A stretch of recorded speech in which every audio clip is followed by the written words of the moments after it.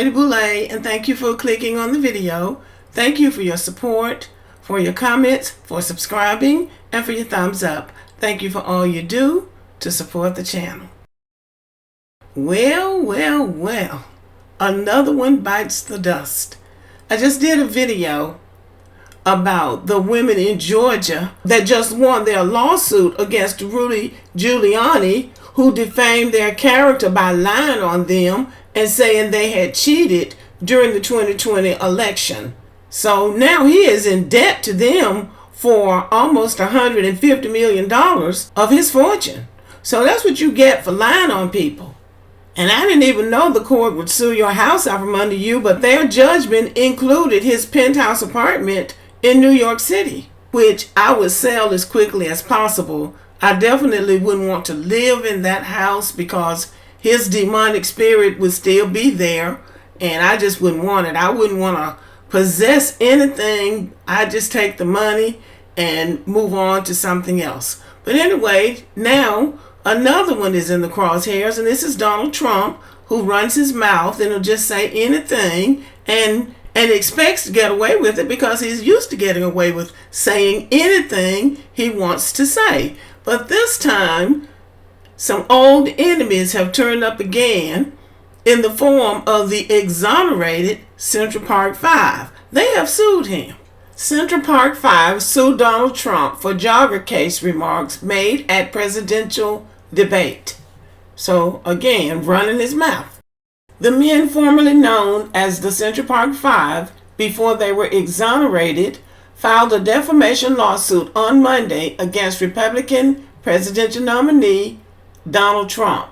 With Election Day 2 weeks away, the group accused the former president of making false and defamatory statements about them during last month's presidential debate with Vice President Kamala Harris. The group is asking for a jury trial to determine compensatory and punitive damages.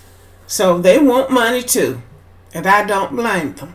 Defendant Trump falsely stated that plaintiffs killed an individual and pled guilty to the crime.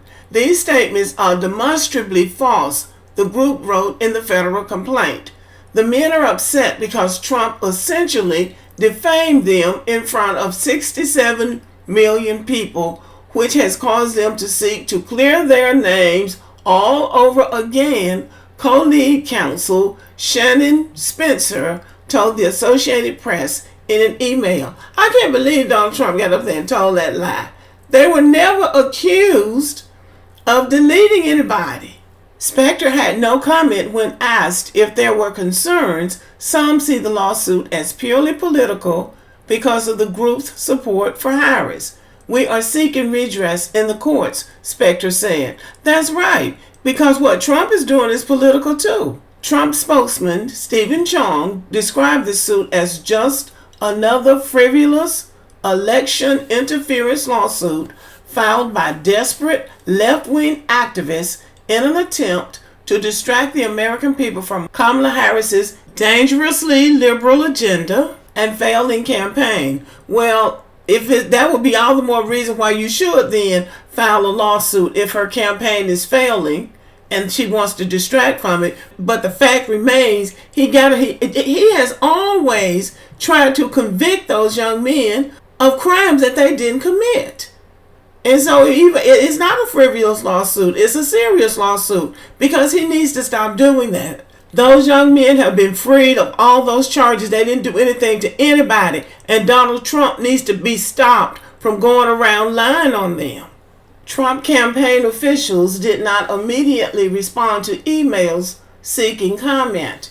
Yusef Salem, Antron McCray, Kevin Richardson, Raymond Santana, and Corey Wise were teenagers when they were accused of the 1989 rape and beating of a white woman jogger in New York City's Central Park. The five, who are black and Latino, said they confessed to the crime under duress with no lawyer present, and they did not even read them their rights. Their convictions were vacated in 2002 after another person confessed to the crime. But Donald Trump would not apologize to those young men, and he will not admit that he was wrong. He still treats it like those young men committed that crime. And that is one of the main reasons that I would never vote for him. Now listen to this. After the crime, Trump purchased a full-page ad in the New York Times calling for the reinstatement of the death penalty. At the time, many in New York believed Trump's ad was akin to calling for the teens to be executed.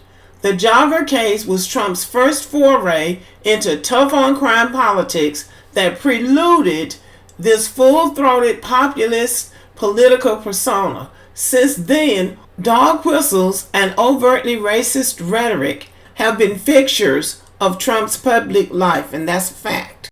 They admitted. They said they pled guilty, and I said, well, if they pled guilty, they badly hurt a person, killed a person, ultimately, and they pled guilty. Then they pled not guilty, Trump said. He appeared to be confusing guilty pleas with confessions. Also, no victim died.